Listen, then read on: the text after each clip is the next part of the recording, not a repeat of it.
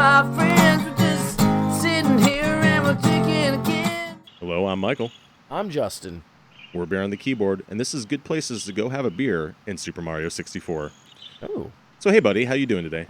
I'm doing all right. How are you doing? Doing great. Mario 64 is kind of one of my happy places. There really is no game that's like this game in particular. I really love the weight of it. The physics engine just feels good. Just the things you can do, the moveset.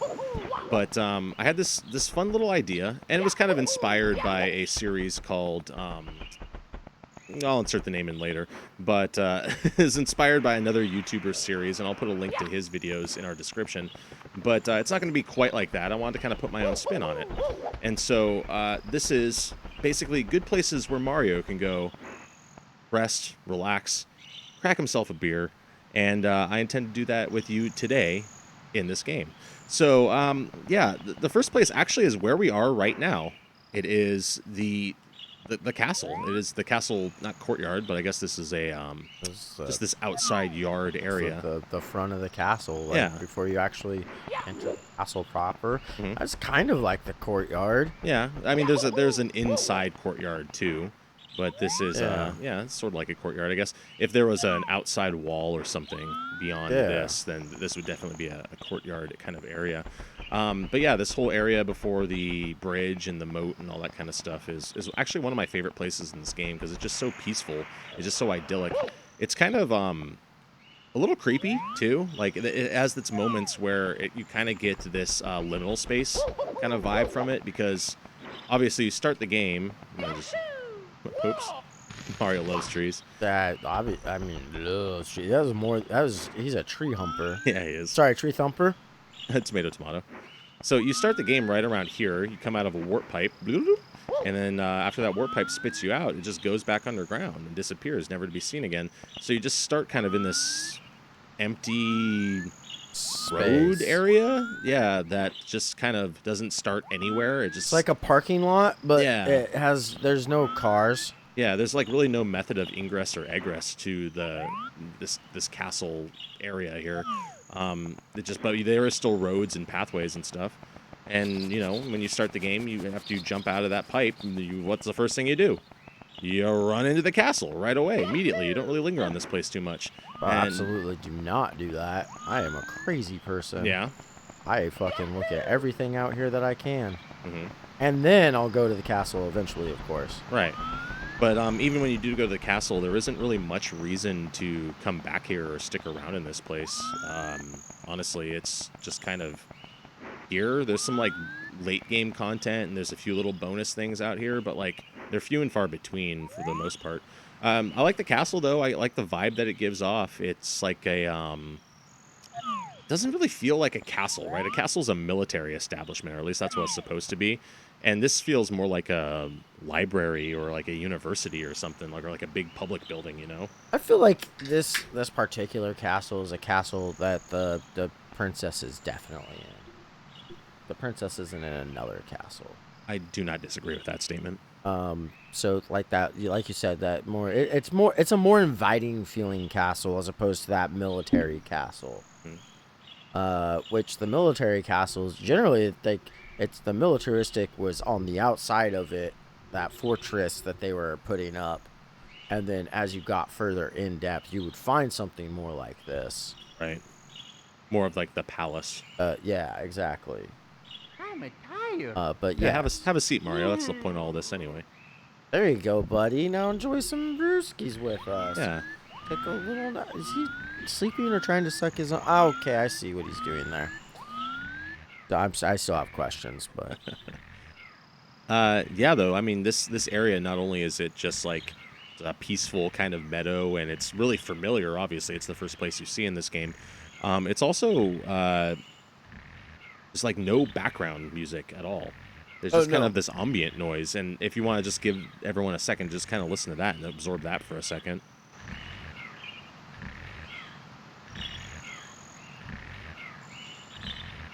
Other than Mario snoring away. Mario's little farts there. I mean, Yeah. snores, whichever.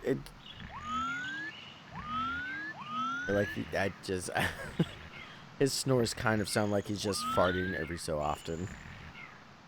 Sleep farts constantly. Yeah. Yeah. So yeah, this is the first little area that I think would be really just good to have a beer at. I mean, there's this little Excuse me. this little water area. It looks very park-like, public park-like in a lot of ways. You can go swimming. Yeah, absolutely. Nice little birds in the trees when you get close to them. You hear them in the distance. There's butterflies doing butterfly stuff. There's this really weird water structure or water fixture here. It's obviously where the moat ends, but like the water doesn't go anywhere. It doesn't come or go anywhere. Come from or go to. Well, it initially, so before you drain the moat, which is part of the game. Oh, yeah. So obviously this is all filled up. Right. This area isn't all dry. Nice little cobblestone texture on here too. And it gets fed from this waterfall over here. Right. But yeah, that water just pools over there and it's just stagnant. And where's this going exactly too? This just kind of has this constant flow, but it's not going anywhere. You drained the thing, so it doesn't matter. Yeah. Very like video game logic, basically. Yeah. Sorry, you did the thing. It doesn't matter where it's going. Yeah. Before, it was just feeding into the dirt at the end of the moat pool, I guess. Yeah. Yeah, video game logic is the way to describe that at best. Yeah. There's some fun little spots here. It's relaxing. Good place to go have a beer in Mario 64. Yeah, great place to fucking just chill, kick it. All right, and the next place that I wanted to show you here in Super Mario 64 is in, was it Swamp's Fortress or Womp's Fortress? Womp's Fortress. The second area, second level canonically, but probably the second level that most people go to. And yeah, this is actually the little tower that gets on the very tippity top of Womp's Fortress after you beat the boss that's up here after getting the first star. Mm-hmm. Yes. And one thing that I really like about this game is actually the way the levels evolve as you progress through them. Like, they could have easily just had this big empty space up here, which is what's here when it's a battle arena, right? When it's part of this boss fight. But instead, they just filled it with all these little things for future playthroughs in this level to try and get all the stars. You can see all of the stuff, whether you can obtain, whether it's obtainable or not. Yeah. Yeah, and they have this just fun little tower up here that's obviously the top of this tower has a star. This is the second star of this level. But I just really like this tower because it just is, you can see the whole level. You can just kind of look around. I mean, get up to the edge here and just kind of... Oh, God. Kind of look around. Just step back, dude. No, step back. It's a little too close. It's not worth it, man. But yeah, you can just kind of look around the edges there. Take a step. All right. Anyways, yeah, no, it is very cool though that you can look around, you see all the shit going on down below. Mm-hmm. Like, can't you just see this area, just the way that this tower is designed and everything, like a really entrepreneurial Goomba or something, just setting up some like cafe tables here and just, you know, serving some brewskis. Oh, absolutely, not a Goomba, but yes. Oh, an entrepreneurial what then? It'd be a toad. It'd be a toad. It's always a toad. It'd be a toadstool. It's always a toadstool. Yeah, like toadstools and cafes to me go hand in hand. Yeah, it makes sense. I like the kind of the juxtapositions in this level overall too, because there's a lot of moving parts and like it almost feels very industrial. One thing I like about this game in general, I mean it's a Mario game, but sure. The take on Mario that you get, the update of Mario that you get with this is fun because there are a lot of moving parts. Oh yeah, absolutely. And I enjoy it. I enjoy the mechanics, but yes, I agree. It does give this industrial feel here. In places, but there's this interesting like mixture of like industrial, but also like grasslands. You know. I mean, yeah. There's like these meadows, and there's these piranha plant flowers that are just peacefully napping away, minding their own business. And then there's all this like, but there's also all these moving platforms and spinning things and all this other kind of stuff that's happening. Yeah. And this just is the highest point in this very cool level. It just kind of gets away from it all. Look at that fucking skybox. Second highest point in this level. I'm here. Shit. You know, I'm high as shit. Yeah. And you take this little elevator up and everything. which always kind of caught me off guard. I was always surprised that there wasn't, platforms going all the way up that were moving to make it more of a challenge. Instead, it just kind of ends like halfway up the tower. And you're and like, this elevator just lifts you up. like, what the fuck? Where do I go from? And it starts moving. You're like, oh, Yeah. okay. Yeah. And just like here, and on a peaceful note, like we are. Have a beer here.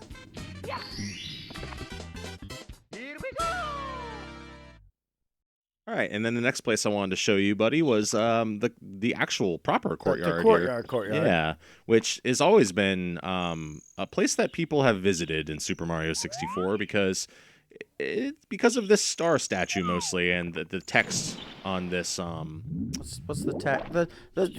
I'm a bit vexed as to what's up. Oh, you've never heard of this before? Yeah, enlighten. Okay, so there's this text on this plaque here that people have been trying to deduce what it says for a long time now, and people have all sorts of different Nintendo conspiracies. There's a whole iceberg about the Mario series, and this is a big one on there where people talk about this plaque and try to interpret it. I think it reads, "An eternal star." But other people have said it says other things like L is real, 2401, and stuff like that. Like all sorts of different things. Oh, that is definitely. It says.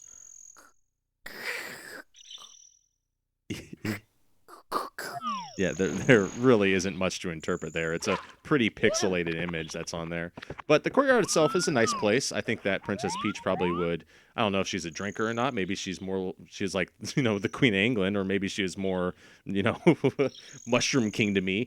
But, she'd at least have some tea probably out here. And it's definitely a nice place to go and have a drink. It's relaxing, especially when you clear all the ghosts out of here.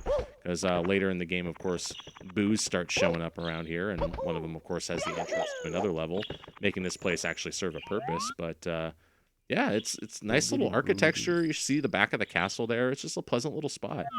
Good rear. And I like water features, too. I'm always a big fan of water features, in public spaces especially. Mm-hmm. So this will always be a nice place for people to linger around.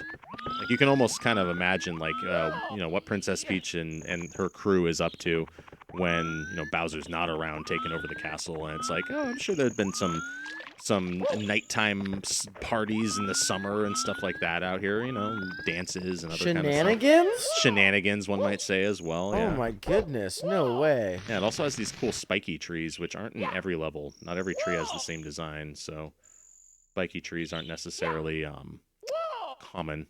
These trees are very like topiary-esque. Yeah, exactly. They really match up the kind of aesthetic that They're we very have out here. designed to be here. Yeah.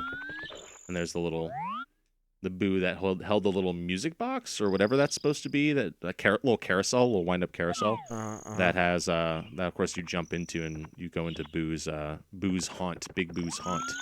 Go into that level from there. Booland. Booland. Either Booland or Booville, but I'm pretty sure it's Booland. Bootroit. Bootroit City. Yeah. What are boos anyway? What are they? Yeah, like, are they like the spirits of the dead, or are they like an No. incorporeal entity? They're their own thing. They are. That's what I kind of figured too. They are definitely like they're like an apparition. They're like a ghost, but they're their own entity. They're not a ghost of something. That's just what they are. Kind of what I always interpreted them as too. That's how I see them. Some sort of interdimensional being. Yeah. Yeah. Why they can phase through matter and stuff. Yes, and also why they can have you go to like some weird ass fucking places. Yeah. I mean, how do you go to all the places that you go to? You just jump into paintings and stuff. Actually, that's a conversation for the next place I got to show you.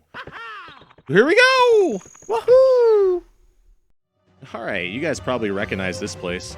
I'm sure, though, whenever people normally get to this place, they just jump into this weird funnel thing. Don't even think twice about it, because it's the end of the level. This is the end of the second Bowser boss level. Yeah. Bowser in the Fire World, I believe it's called. Don't think twice. It's all right. Don't think twice. Just jump on into that big old funnel. Which is, I actually like this, like lingering here a lot, because look at this fucking cool funnel thing. Like, It's like the spine of a funnel. yeah, what's going on? Like in the other two Bowser worlds, there's warp pipes at the end of it that lead to the boss arena, Yeah. and this one, it's just this weird funnel thing. I don't know. I always thought it was strange. This like star of lights. Yeah. And then it's and then yeah, like you said, weird funnel. It's like the head of a funnel, and then the rest of it, that's just the spine of a funnel. Yeah, it's these concentric rings. Yeah, that just go down. It's really strange. I'll jump into it when we end this, but end this particular segment. Sure. But yeah, I thought this would be a good place to kind of chill and have a beer because Mario needs one after being around all this hot stuff, right? Yeah, it's just a spicy marinara. All the spicy marinara, exactly. Like I was thinking about maybe doing something in Lethal Lava Land, but that area all seems kind of small, and I was like, there is a weird oddity about the Bowser Fire World, and it's this weird funnel thing. Yeah. So stopping right before the boss fight, Mario can post up and have himself a beer. Yeah, something I mentioned in the courtyard was it's kind of like how do we go every place in the Mario games, or in this particular Mario game? Because you jump through the paintings and it transports you to a different world. Is it like a pocket dimension that was created because of what the context of the painting, due to like the power of the power stars, or is it like places within the Mushroom Kingdom that you're like teleporting to these little areas? Like I think that's never been made perfectly clear. They're teleportation paintings. Yeah, they're taking you to places that exist. That's for me, for the Mushroom Kingdom, and looking back at previous games prior to this one, and even looking into the future of it. Like, to me, they're teleporting you to areas in this realm. Yeah, that is the Mushroom Kingdom. The Mushroom Kingdom does consist of a lot of different geographical features, so that would make sense. But I don't know. I think there might be some evidence, maybe in the dialogue even, that says that like he's trapped or he's hidden away the power of the stars within the paintings, and them just being paintings still makes me kind of go like, wait, so are these being generated? These, like I said, these pocket dimensions or whatever you want to call them, being generated because of that? But that doesn't explain every painting. Sometimes paintings are misleading in what they have on them and then where you go because of that. Like, this is just a fucking hole I fall into. So yeah, this is not a painting. This is just hell. This is just, yeah. I mean, I believe that. Even that skybox is kind of spooky, huh? I mean, and what I mean by hell is like, yeah, exactly. This is the hell of the Mushroom Kingdom, not of the Bible, or even of Norse mythos. Yeah, or even Pluto. Or Pluto, yeah. This is just this is their hell. Bowser's their Satan. It's not of the underworld or the undead, except for the dead ones that he is also, in charge of. Yeah. But he's not in charge of dead spirits or anything like that. He's in charge of live spirits that work for him. The Koopas. The boos. Well, and the Koopa. He's the king of the Koopas. He's the king of the Koopas. Even though there are some peaceful, transfers who migrated over into the Mushroom We call Kingdom. those trans Koopas. I don't know. We don't. No, that's probably shouldn't go with that one. No. We call them furry Koopas. That works. Like, For some reason, that's okay. Koopa furries.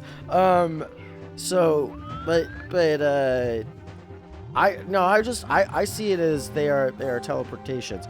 I do though see he's hidden the power in the paintings, in which case, yeah, maybe you're just getting the power in the painting. The paintings aren't always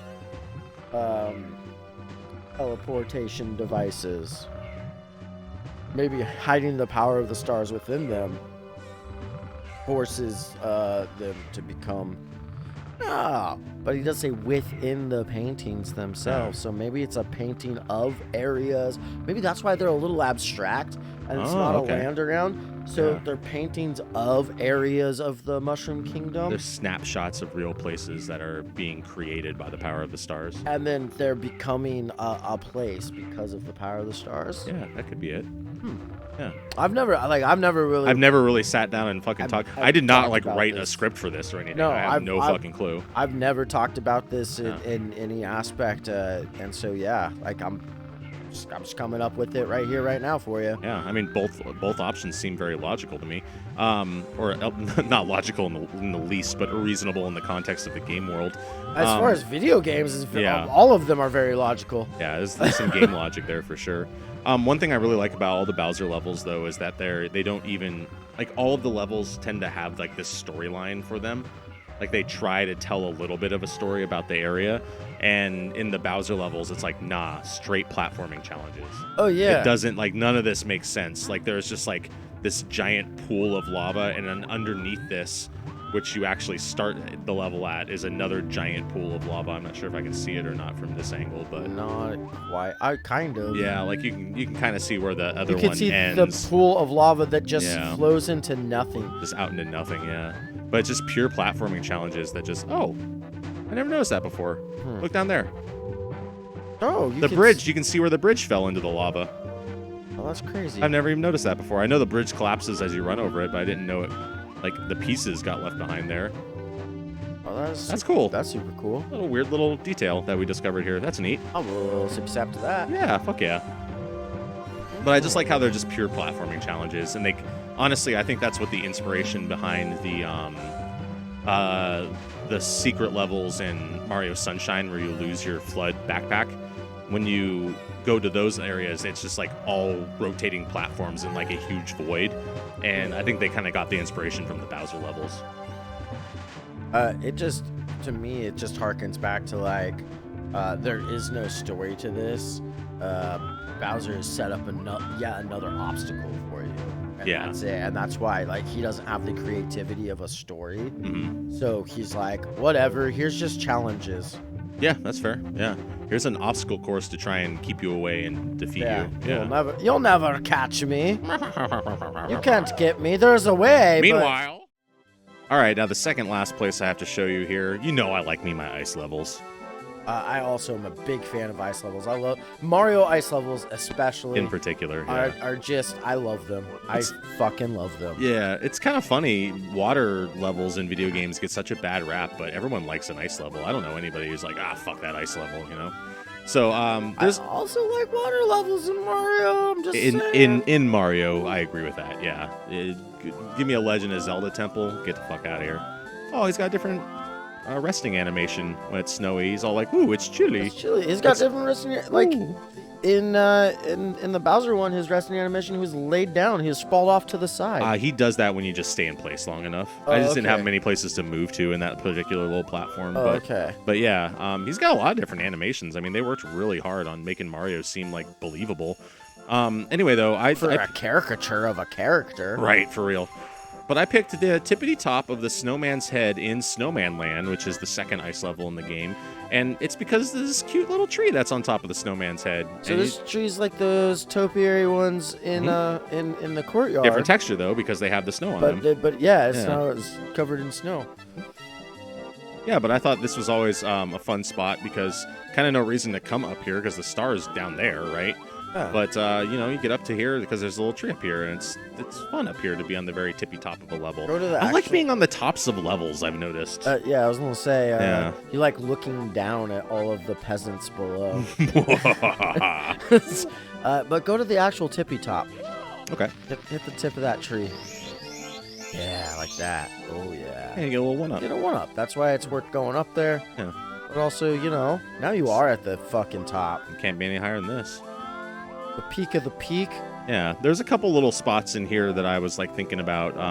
Where's a good place to have a beer? I thought about the little igloo, which could be like a little fireside cabin. I thought about you can actually see it over there in the corner if I can find it again.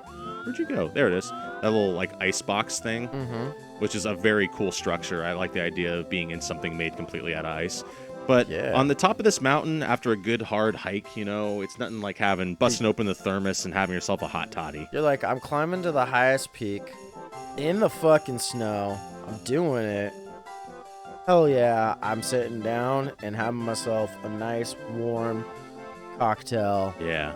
And then I'm going to just slide down. Yeah. Because, snow. Yeah. I lugged this sleigh up here for a reason. For a fucking reason, damn it. The beer on the keyboard crew ever climbs Mount Everest. We're packing a beer each with us. and we're being the first people to have a beer on Mount Everest. Actually, I might look into this and edit this in later. There might be a chance that somebody already had a beer on Mount Everest. But if not, great. Also, we're getting some of the best fucking beer. Oh yeah, the best beer. I'm bringing lugging a Rolling Rock up there with me. No, well, that as well. But we need to have the second beer after we drink the good beer. Yeah. You can't just have one beer. The Rolling Rock is to have a beer. That is to have a couple of beers at the top. Yeah. I climbed, I had a beer at the top. Oh, that's cool. No, I climbed up. I had a couple of beers at the. Just saying, I had a couple of beers at the top of Mount Everest. Yeah. Like fuck yeah! All right, rock and roll, man. Radical. And also, I mean, the tippy top of a mountain kind of reminds you of like a ski lodge or something. There's a lot of ski lodge vibes this whole area too, so it just. Oh, that's what I mean. The particular ice levels in this game. Yes. Are like very ski oriented. Yeah, I didn't want to do too many per level of the castle, so I didn't go to the first ice level, but that one's extremely like that is a ski lodge. Yeah. That is a great place to have a beer. But you know what? At the tippy top of this big snowman head mountain, that's more impressive. And that's kind of what matters sometimes. It's not what beer you're having necessarily, it's where you're having it. Where are you having it? Yeah. Where are you having it, who you're having it with, or without for that matter. And who you're having it with, that's right. Yeah. All right. One more place to show you. Let's go. All right, and I lied. This is really second to last, but both spots are kind of in the same level. So this is the, I don't know, I guess hidden away, tucked away area that is in Wet Dry World. And I've always liked wet and dry. Yeah, I really like Wet Dry World as a water level because for one, you actually have some impact on the water, which is kind of important to make a proper working water level, but everything kind of makes sense. You hit these little crystals, which are only in this level, and you kind of move around. That moves the water up and down to whatever level the crystal is at. That's what the water level rises or lowers to. And also the aesthetic of this level, I've always thought was really cool. Like if I just take a wander around here. So I like as you're walking around, I like it too. There's a lot of just visual textures going on. Yeah, there really is. It's like this ruined, like Atlantean, like underground city. Because clearly these are supposed to be like buildings and stuff. These are like little windows and little rooftops and everything. Yeah, even with it being buildings, it's very all like kind of mishmashed together. Mm-hmm. And so to me, it looks like you said Atlantean. I like that. So somebody described to a 4-year-old Atlantis. The lost city of Atlanta. I'm sorry. Yeah, the lost city of Atlanta. And he's like, there's going to be a casino here and a casino here. And this right here, that's the poker room. The lost city of Atlantis. And they loved it so much, they're like, I'm going to use my toys to put it together. Yeah, this does look like it was compiled by a child with Legos. Yeah. And then took it into the bath and flooded it. Yes. Yeah, as one does. Uh-huh. I like the Lego pirate ship sets. Those Same. you could set up to float. I mean, And snap those bricks together, it's watertight. oh, yes. You know if you snap them together appropriately, too, because if the water's seeping through, you done fucked up. Yeah, true. You did not clip them all the way together. Yeah. Now you got little men sinking everywhere. Oh, no! Your pirates have become sunk little dead boys, but they'll rise back. they'll be back. But this whole area, it's one of the few areas in the game where there's 2 different types of caps. There's the banished cap, and there's also a metal cap in the same area. No cap. No cap, for I real. felt the blue is the no cap. Yeah. But I like this area more than the rest of the level because it doesn't. The rest of the level seems like it's just a platforming challenge, right? Things are just kind of mishmashed all over the place. Right. It doesn't make sense. It exists to be an obstacle course for Mario. Whereas this more feels like it is a residential area. Like there are doors and buildings and windows, and it's just kind of a strange place. And this really does give you that uncanny liminal space kind of feel. Yeah. Because it is a place that's supposed to have people in it. And aside from this little water bug guy over here, there isn't much going on, right? There's nothing going on. Yeah. Nothing exists anymore. The water bug thing, it's like, yeah, I just live here because I fell into this area. Just happened to be here. City of Ruin. Yeah, it's bizarre, but it'd be a cool place to have a beer, especially in this little courtyard here. You can imagine the hustle and bustle when this civilization was actually... What was that? Flip over that thing, it triggers a little mushroom or something? Oh, cool. Never noticed that. But you can imagine if this was still populated, the hustle and bustle of people going about their days and stuff. Sure. And this is clearly some sort of like a public park or something like that, like a public square where people would get together. It's got this little monument in the middle, and it's got this almost courthouse looking like steeple over here. Yeah, I mean, and this monument, you call it, here in the middle, it's like a seating monument too. It's like a place for people to like climb up, hang out, sit on.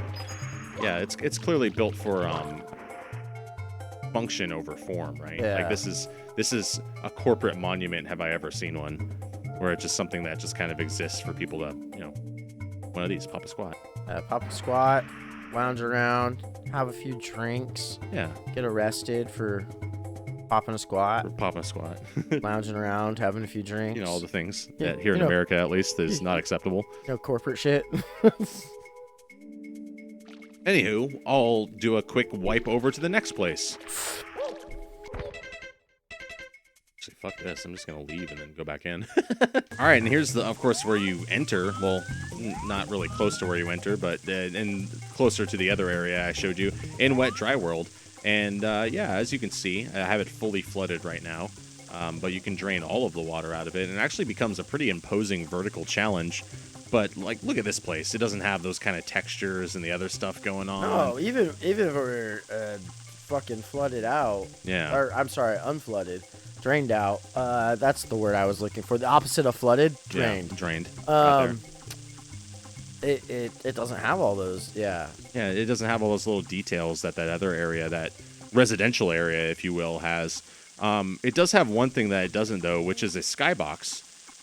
And look at that fucking skybox. I mean, yeah. If this isn't reminiscent of a just again, ruined architecture, and ancient civilization. Look at the city, exactly. Yeah.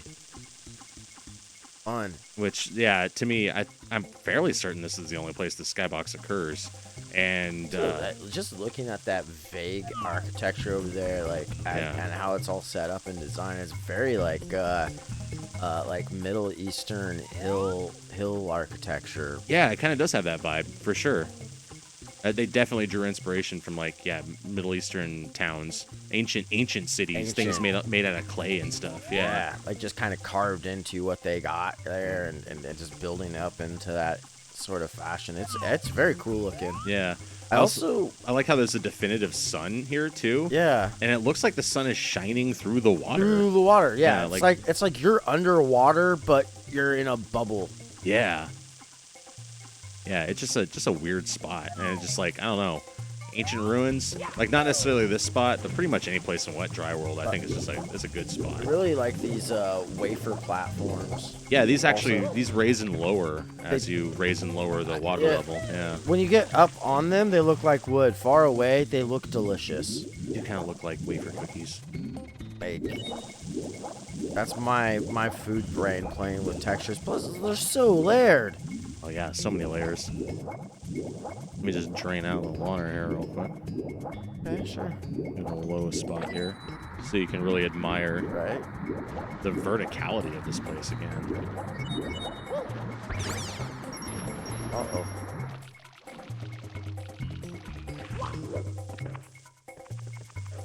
Hey, look at this. Look at all those arrows pointing up. Yeah. Kind of an imposing place, So tall. Yeah. Mario is so not. And check this out too. There's a reason I went into it at full height, right? Because you can't see those ruins. You can't see anything. Can't see anything from down here. The walls are in the way. Yeah. So you can see that magic floating cuff in the sky, though. Yeah. So imagine getting up to the top of this level for the first time and looking out and seeing those ruins and being like, wow, This place is way bigger. Like I said, in a lot of these levels, there's a story to tell. And this one has one of the more fascinating stories, in my opinion. It's kind of Dark Soulsian in a way, you know, like From Software kind of level of storytelling, where it's like you don't get any hints about what this place is or its function or what its downfall was or anything. It's these ruins. And yeah, It exists. Are you feeling a little unsettled? Yeah. Right. Also, kind of haunting. Good time for a drink. I like this path that just kind of stops in the middle of nowhere because, yeah, you can raise the water and then it will make more sense, but Yeah. it just like dumps into nothingness. Yeah.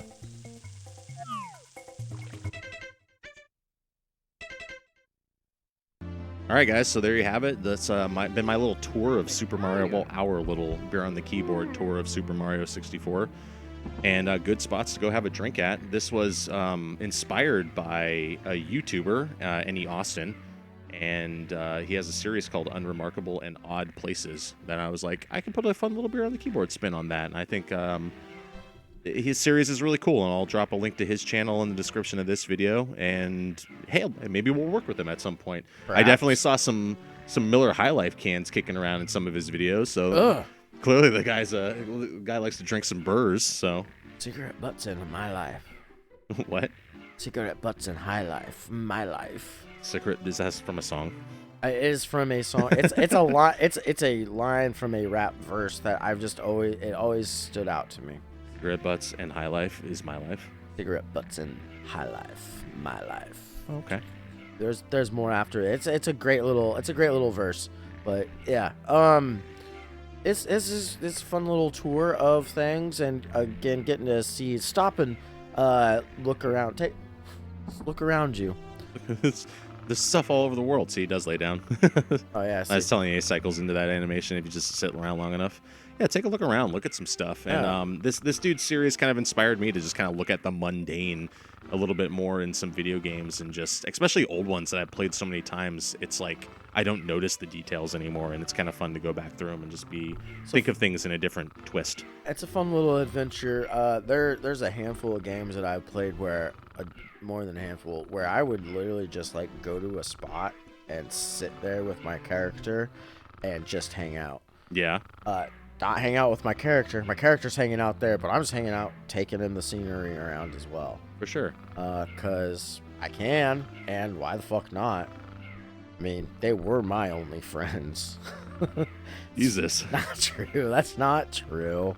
I had other friends. They just were busy doing stuff with their friends. Wait, what? Wait, what? But no, seriously, it's just really pretty sceneries put together.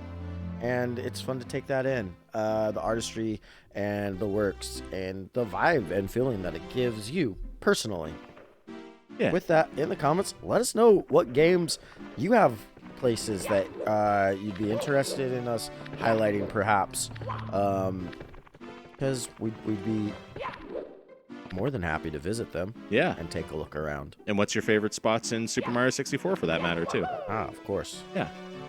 Well, I mean, there's nothing else to it but to do it. Until next time. Cheers. Cheers. Beer on the keyboard with you and me. Cheers to this fucking wicked cool stream.